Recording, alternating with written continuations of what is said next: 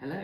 Hi. Hi. Hi. For you that don't know Matt, Matt was a photographer for the morning of our wedding, and then told us about this cookbook he was writing, and we kind of went with it thinking, oh yeah. Yeah, the wonders, sure. the wonders of connections on social media, isn't it? Yeah.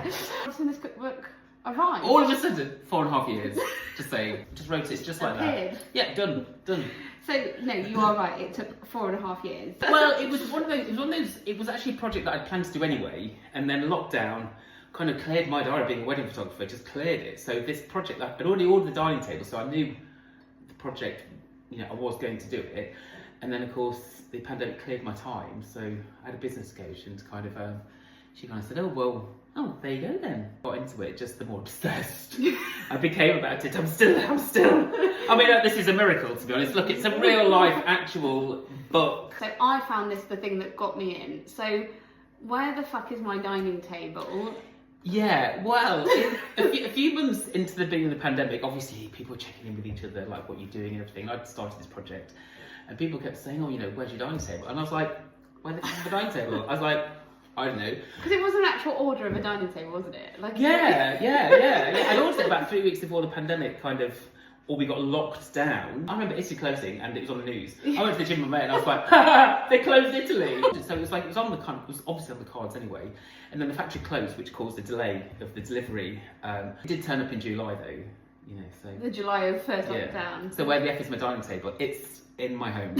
It is yeah, there. so I want to talk to you about kind of your favourite parts of this, because I've made loads of these recipes, and I've got multiple bookmarks in here. What do we have for dinner this week? And still wanting something that's it's nice to have things that build into your repertoire, because actually, I mean, the ongoing stream through that is that they're quite easily achievable things. There's not lots and lots of technical stuff. I've made these for dinner parties, but I've made them as part of like a quick easy dinner for me, the husband and the kids. Every recipe is something it has excitement in it. So whether it's a dinner party or you're just eating, you feel nourished. So colourful, flavourful. It's like having an awareness of where value is. And recipe, that Cavolo Nero thing, I think I've turned that into about 15 different things. I'm still obsessed with it. It's been about 12 weeks, I'm not bored of it yet. The Eat Your Greens lasagna is my favourite. Just because, anchovies and greens. Greens are really healthy. Anchovies, super umami. It's like garlic, chilli, cream. And I think because it's very, very, very green, I'm eat your greens, eat your vegetables. The thing about colourful vegetables and very, very rich greens that I associate with wholesomeness and healthy. But Eat Your Greens lasagna is 100% my favourite. My favourite is page 69. Pumpkin risotto with chorizo and rosemary. This seems to be the favourite, but it's pumpkin. But confession, I've never made it with pumpkin. Butternut squash. I've always made it with squash. Yeah. Do I mention this in the tip anywhere that you can use butternut squash? Yes, you do. Because I text you saying, so "Can it's I all use?" about the tips. I text you going, "I can't find a pumpkin." I read the tips. It did start. The recipe did start off as butternut squash. I just love that you can even make the stock and freeze that, which you can adapt to other dishes. But also you can freeze the risotto. You can make it vegetarian, vegan. Really well as a starter, I think, as well. But I think having the chorizo on top adds this. This is what it looks like. I photographed that actually. That's really important as well to say, isn't it? Because every recipe in this book comes with its own story. Oh yes.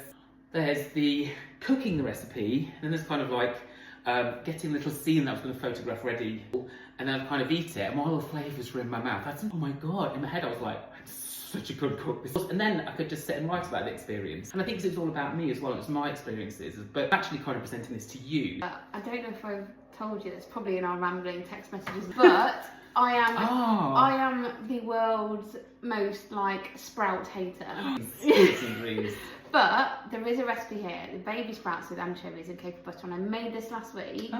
And I inhaled all the sprouts and all the greens and all the goodness. Well, you put a bit of anchovies that eat deep umami with greens, and it just works, doesn't it? I think that's one of the things that I love the most. It fed back to me. I mean, some people have been saying I did not like anchovies. And Matt has convinced me that there are different types and there are different quality levels, and trying them, and it's people are actually.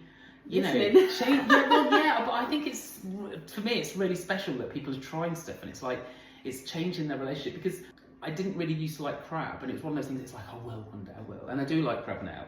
But it took me to keep trying it because our taste buds apparently change every 7 years. I think it's important to keep trying things in different ways, because you might realise that actually you've put something there that you've categorised as a no. If you open your mind and try things in different ways, like Brussels sprouts with anchovies, very buttery. The butter part is like really important. Also lots of beautiful herbs as well. Okay. So, your favourite story? Oh, they are different to the Bristol at the weekend, and I was on a couple of like dating apps, and I accidentally sold a couple of books on. I'll tell him a story of a recipe that I got from a night in a hotel. One of my favourite. I think it's one of my favourite stories because I kind of quite enjoyed telling it, because it comes with some levels of awkwardness, which comes with spending nights in hotels with people that you've only just met. I was probably chuckling to myself, and I think reading the story, it's like I wrote that because they're telling the story. It's like I remember all of this ridiculous things and really good taste. Yeah. Pablo's Pisco Sour. Pablo's Pisco Sour is not one to say after a few Pablo Pisco Sours. Pablo's Pillow Talk Pisco Sour. That period of time after you've just Pablo was kind of friendly, so I thought, oh well, I've got to pretend to be all friendly then. Anyway, so I just thought, do you know what? Cocktail chapter, writing a cookbook. And then he said his number one absolute favourite cocktail was Pisco Sour. If I've never tried it, I should really try it because it's the best cocktail in the world. So I think I like telling a story that's quite unconventional. A cook or a food writer probably wouldn't say that they spent a casual night in a hotel. That's how they got their recipe. It's real. And also, I tell it from a light-hearted point of view. I lived that with Pablo. Like some of the recipes are from holidays from like years past, and I've kind of like returned to them to make them because they were favourites, and because I've become a much better cook throughout the period of this. So some things like the cassoulet, I remade it and it's like, oh, it just works. That's what's in my fridge for tomorrow night. That's the best one, to just kind of literally slice some onions, like chicken legs on top, bit of wine, bit of stock and some herbs. And that's kind of it in the oven. And it comes out just like that, no stirring or anything. And it's like a hearty meal for the winter as well, isn't it? It's really nice. Yeah. Like nothing in here. Really simple. Like roasted red chicken is absolutely simple. A lot of them you can prep before, can't you? Yeah. And then like it comes together when you've got that bit of time as well. As long as you're happy. Yeah. Some friends over, and I did the aubergine as a starter. You saved the Count's bacon as a main, with prep. I just threw it together when they were there, which was really nice. The date night aubergines are great. There's another story there. Yeah. By the way, there's lots of much more wholesome things. They're not all. Anyway. Yes. Is there going to be a number 2? I know it's like it's taken 100%. Your whole life and soul with it. Yeah. It has been just the most wonderful experience, and I think like towards the end of it being published, a lot of people asked what the outcome I wanted from it to be, and I said the only outcome I really want is that actually I want to do it again, and I want to do more of it. I ran a Kickstarter to raise money to get this done, that's kind of how we connected, because you bought one of the wild dining food experiences. Oh God, I just want you to come with us. So like figuring out how I can get there and drink. And I was like, I tell you what, I'm gonna bring some booze. I've just been to France, and I'm gonna pick you up. So it's kind of like, and you were like, and I was like, I'll set it all up, and I'll just go for a wander. And you're like, no, you're eating with us. Yeah. So it's really lovely actually, and that's kind of how I suppose our friendship is kind of reconnected after working together. But the thing is, I'm still creating recipes, and I'm still writing, and I'm still photographing. So the content's being generated. I have linked it on my newsletter, but people can buy it from your website. And we've both got businesses. There's some more pop-ups which are celebrating independent business. And I feel is you in a book. For now, for Christmas, and for people for gifting ideas, not just Christmas, but any time of the year, I do think like it's a brilliant book. Yeah. And if you want it, you can even get it signed. I argue that chimichurri is a dressing. It's not really dip. It's a dressing. It's a sauce. Etc. But yeah, so thank you for talking to me today. And you're very welcome. We'll be back again. Yeah. Bye.